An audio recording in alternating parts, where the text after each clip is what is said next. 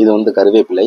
இது indoor பிளான்ட்டா, outdoor பிளான்ட்டா, இல்லைன்னா இது உள்ள வெயிலில் அதிகமாக வைக்கலாமா, எத்தனை வருஷத்துலேருந்து நீங்கள் வந்து பறிக்க ஆரம்பிக்கலாம், என்ன மாதிரி மண்கலவை ரெடி பண்ணலாம், இதுக்கு என்ன உரம் போடலாம், இந்த மாதிரி எந்த டவுட்டாக இருந்தாலும் வீடியோ ஃபுல்லாக பாருங்கள். உங்களுக்கு கண்டிப்பான முறையில் எல்லா விதமான டீட்டெயில்ஸும் நான் ஃபுல் பண்ணியிருக்கேன். இன்றைக்கி நம்ம என்ன பார்க்க போகிறோம்னா, இந்த கருவேப்பிலையை எப்படி ஒரு பாட்டில் வைக்க போகிறதுன்னு பார்க்க போகிறோம். ஆக்சுவலாக இது வைக்கிறதுக்கு ஒரு 12 இன்ச் பாட் நம்மளுக்கு தேவைப்படும். இதோட பொட்டானிக்கல் நேம் என்னன்னு பார்த்தீங்கன்னா முராயா கனகின்னு அர்த்தம். இது மெயினாக ஒரு சவுத் இந்தியன் ஹெர்பு. சட்னிஸு, குழம்பு, கிரேவி இந்த மாதிரி விஷயங்கள்லாம் நிறைய யூஸ் பண்ணுவோம்.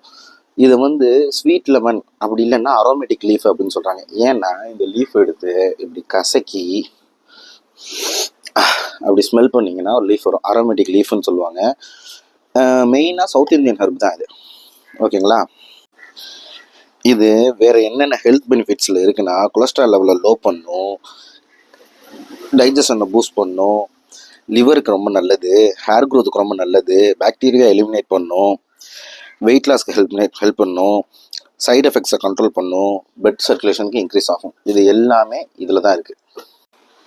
உங்களுக்குலாம் ஒரு மெயினான ஒரு டவுட் இருக்கலாம், இது வந்து இன்டோர் பிளான்ட்டா இல்லை அவுட்டோர் பிளான்ட்டானு.